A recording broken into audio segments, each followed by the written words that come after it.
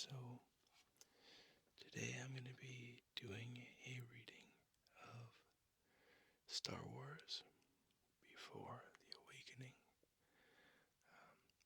This is a in-canon novel detailing the events of the three new protagonists' lives before the events of The Force Awakens. So it's essentially a prelude.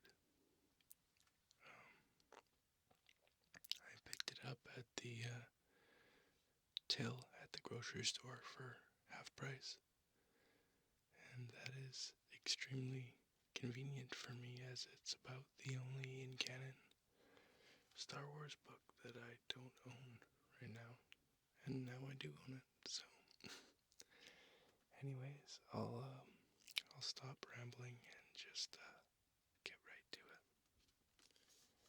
I may take this outer sleeve off just so it doesn't create too much noise. Yeah, let's go ahead and do that.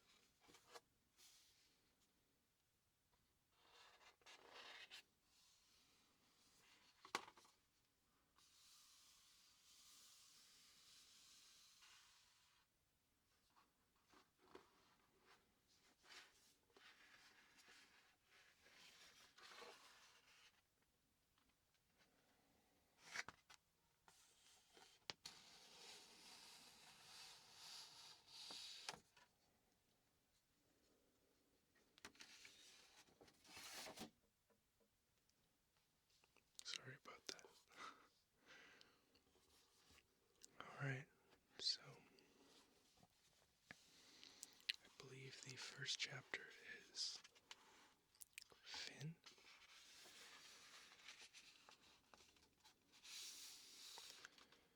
So this is written by Greg Rucka, who's an extremely well-known author,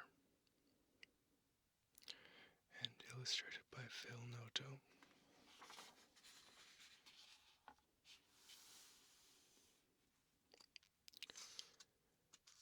Yep, first chapter is Finn, so maybe we'll do each chapter in 2 parts. We'll see how it goes.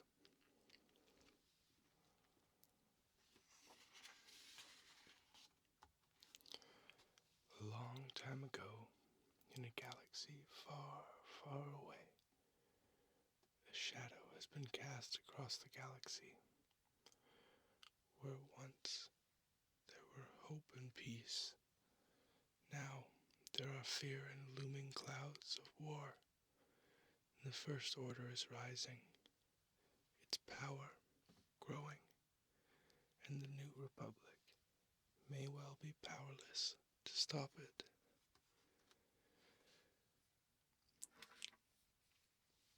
Among the billions upon billions of beings in the galaxy, 3 individuals will find themselves drawn into the heart of this conflict. Each of them will play a vital role in what is about to come. Each of them will face darkness, and each of them will struggle to reach the light. FN-2187 is a stormtrooper trained by the First Order. He is plagued by doubt. On Jakku, a young woman who calls herself Rey struggles to live in an isolation necessary for her own survival. And among the stars, Poe Dameron strives to serve a republic he has always believed in, as sinister powers threaten to break his resolve. These are the stories in the days, weeks, and months before the Force Awakens.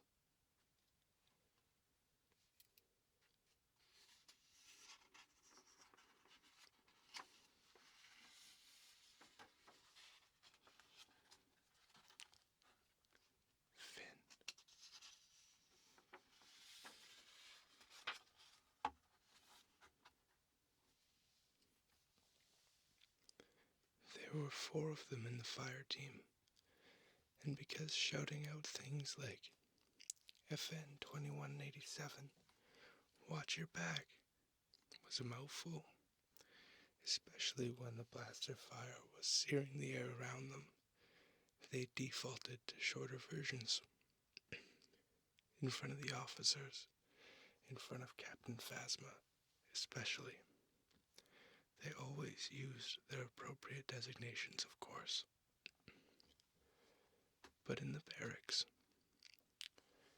and in combat, they used the names they'd given one another, or the names they'd given themselves. FN 2199, he was Nines, because he liked the sounds of it. Simple as that. FN 2000 had told everyone to call him Zeros. I guess he was proud of the fact that he'd landed such a straightforward number as his designation. He thought it made him special, and either nobody had ever told him that being a 0 wasn't exactly something to be proud of, or he just didn't care. FN 2003 was the only one with an actual nickname. They called him Slip. He always seemed just a little slower, a little clumsier than the rest of the fire team, and it wasn't simply physical either. Sometimes, in briefings, during training, during drills, he got the feeling that orders didn't quite take with him, that he didn't or couldn't fully understand what it was he was supposed to be doing, or how he was supposed to be doing it. FN 2187 was simply 87. Whenever one of the team wanted to shorten his designation, they didn't do it very often. He was, as far as training and his peers were concerned, one of the best stormtroopers anyone had ever seen. He was everything their instructors wanted. Loyal, dutiful, brave, smart, and strong. Whatever the test, whatever the evaluation, FN 2187 consistently scored in the top 1%. So he was FN 2187, well on his way to becoming the ideal First Order Stormtrooper. That was what everyone thought, at least. Except FN 2187 himself.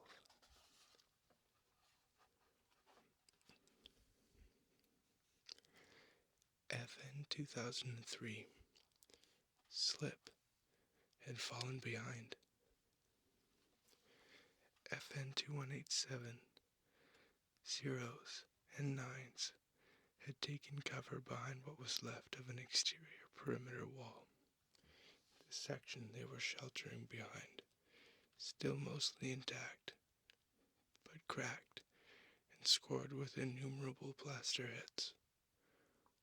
The wall marked the edge of the Republic compound, still heavily defended, and the suppressing fire being directed their way was withering.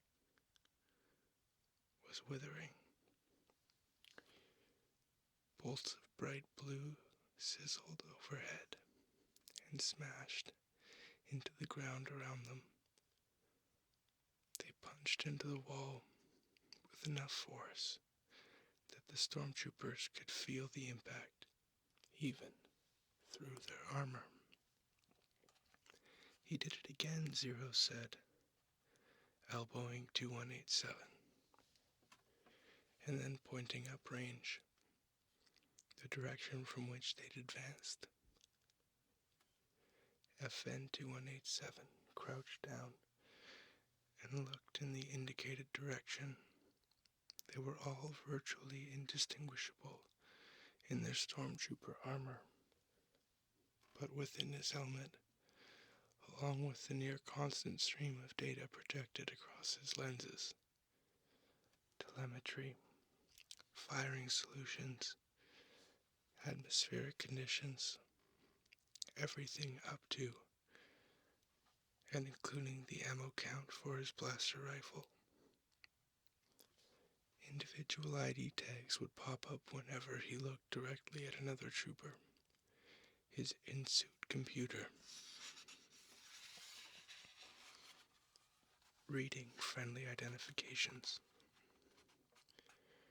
According to that same stream of data, 2187 could see that Slip was exactly 29.3 meters back, crouched in cover behind the hulk of a blasted-out Republic speeder.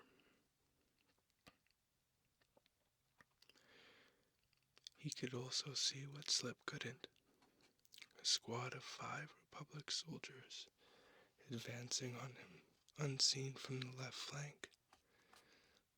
FN 2187 raised his rifle, sighting, but he knew, before his helmet confirmed that he was out of range. He could open fire, but there's no way he'd score a hit. He's done, Nines said. We've got to advance. He's one of us, 2187 said, lowering his rifle.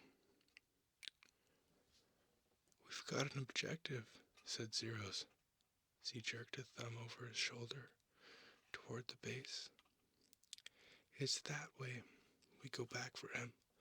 We'll be cut to shreds. Face hidden inside his helmet, FN 2187 frowned. Yes, they had an objective. And yes, there were enemies all around them. And yes, Zeros was right.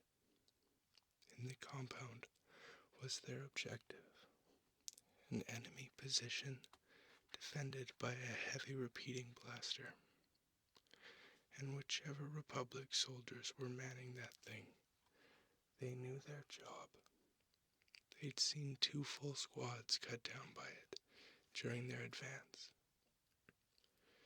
The only reason 2187 could figure it hadn't taken out Slip already was that whoever was on the trigger was waiting to see if one of them was going to do exactly what FN 2187 was thinking of doing, going back for him. We're running out of time, Zero said. FN 2187 checked over his shoulder. Back toward the compound, the terrain was uneven, and there was enough cover for a sustained fire and move advance.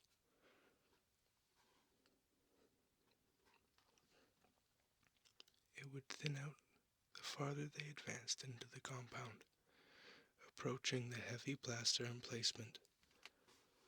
But it was doable if it was done smart.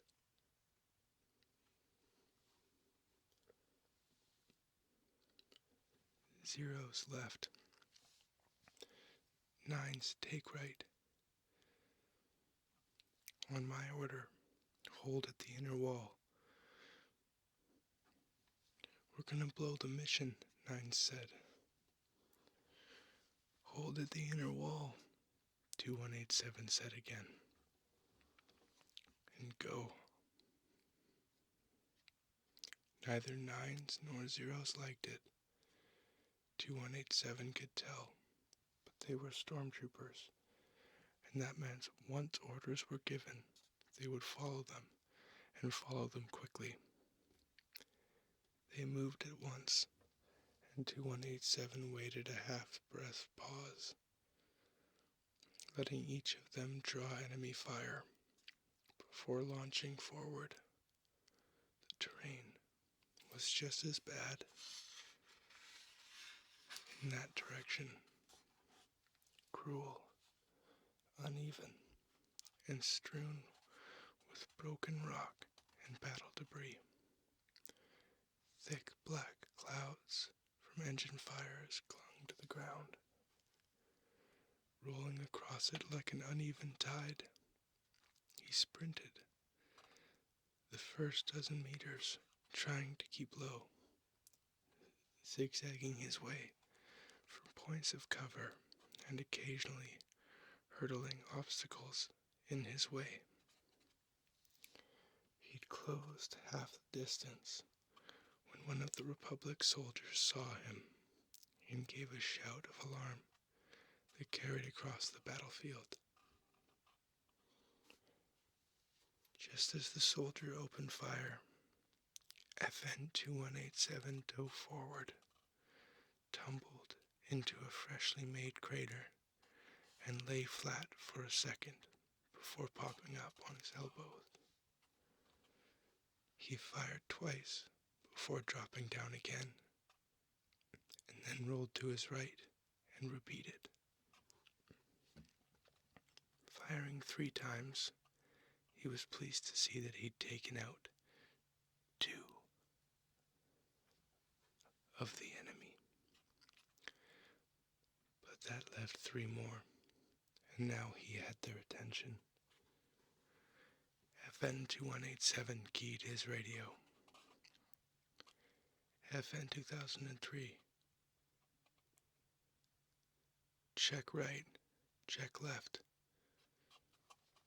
There was static, then Slip's voice. I don't see them. Your left. Another blast of static, loud enough that it made 2187 wince. He rolled back to his initial position and edged his way to the lip of the small crater, just in time to see Slip opening fire on the remaining Republic soldiers, closing in on his position. Now 2187 could take his time. He sighted carefully, then stroked the trigger on his blaster rifle 3 times in succession. The last of the enemy soldiers dropped. On me, he shouted. But he needn't have bothered, because Slip was already out of cover and running toward him. FN 2187 rolled onto his back, making room in the crater as Slip slid into place next to him and rapped him on the chest plate, hard enough that it sounded like he was knocking on a door. Thanks, 2187, Slip said. Thank you, man. Thought you were going to leave me behind. You're one of us. He pointed back in the direction he'd come. Stay tight on me. Right behind you. FN 2187 took another moment to catch his breath, then vaulted out of the crater, Slip clambering up behind him. The fire from the Republic base seemed to have diminished, but FN 2187 knew that was an illusion. That it was just as intense as before, only less concentrated. And that, of course, had been his plan. By splitting 0s and 9s, he'd forced the enemy to divide their attention.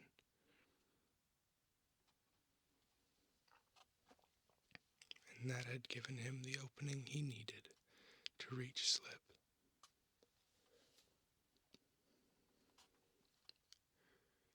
The downside was that zeros and nines were now isolated, pinned down, with no way to escape. But there was benefit to that too. 2187 realized with the enemy fire divided, it gave him a straight shot to the bunker, to the heavy repeater, and their objective. All he had to do was be quick and not lose his nerve. He began running faster.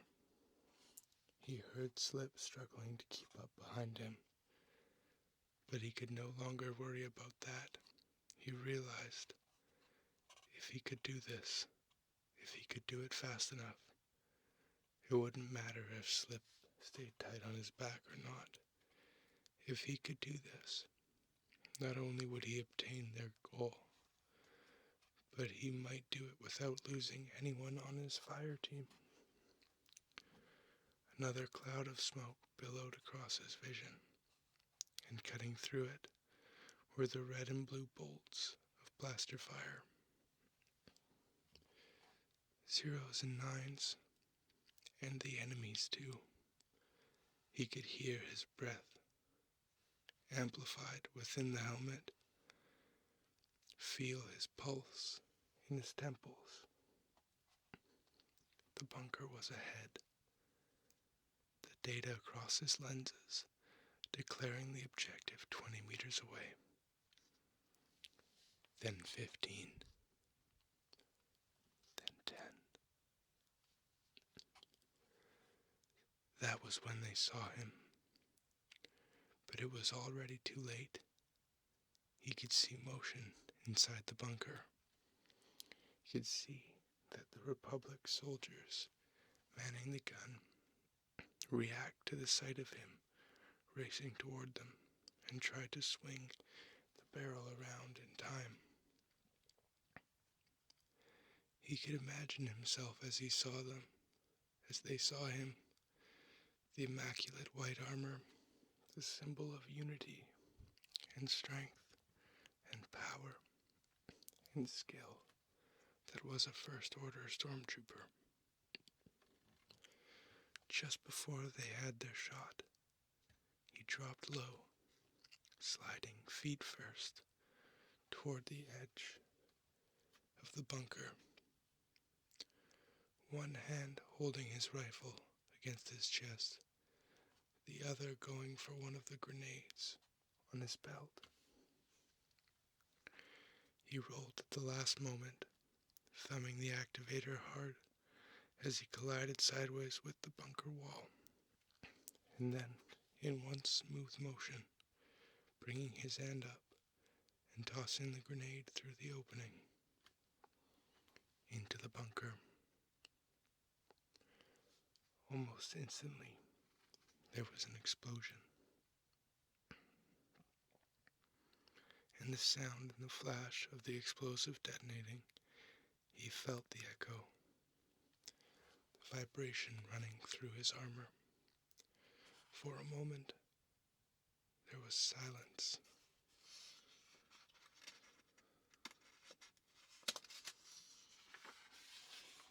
Interrupted only by the sound of FN 2187 trying to catch his breath. The world flickered, froze, and then winked out.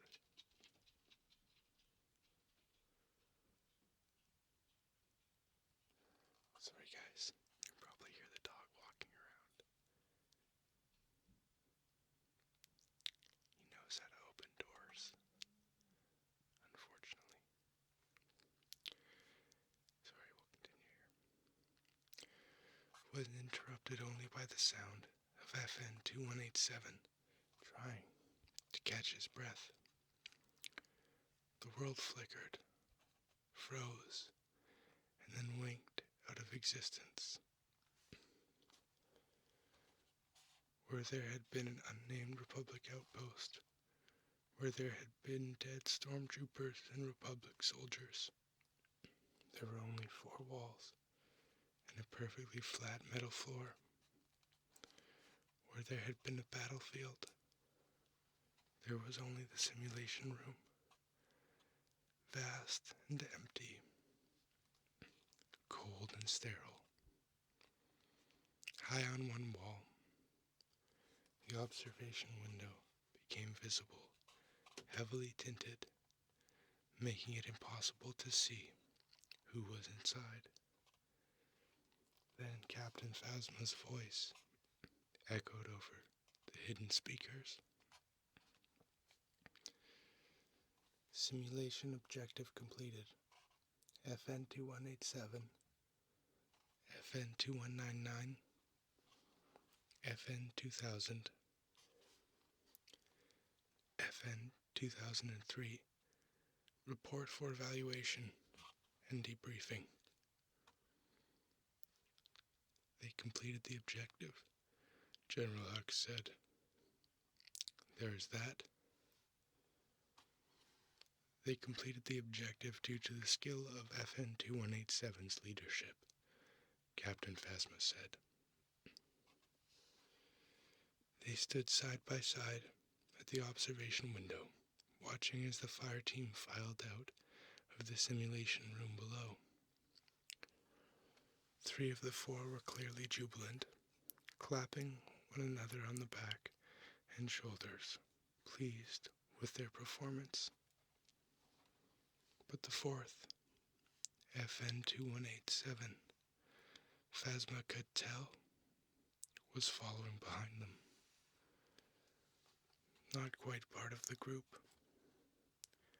As she and Hux watched, 2187 paused at the exit, looking back in their direction, as Phasma wondered, what was he thinking? He isolates himself, Hux said, turning to look at her. A good leader, part of his unit, but standing apart. If that's why he's doing it, General. You have concerns? Hux raised an eyebrow. Speak them. These stormtroopers will be the finest the First Order has ever produced, Phasma said. I have overseen their training at every stage, from induction to deployment. This class is exemplary. Yet you have concerns, Captain. I would hear them. Not for this class. Hux sighed at the edge of annoyance. FN 2187, Phasma said, has the potential to be one of the finest stormtroopers I have ever seen. From what I just observed, Captain, I agree.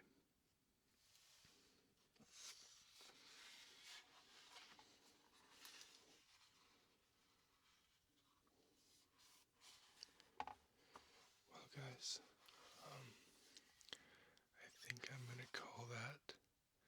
So I am on page 14. We'll call that part 1 of Finn. I hope you guys enjoyed that. And,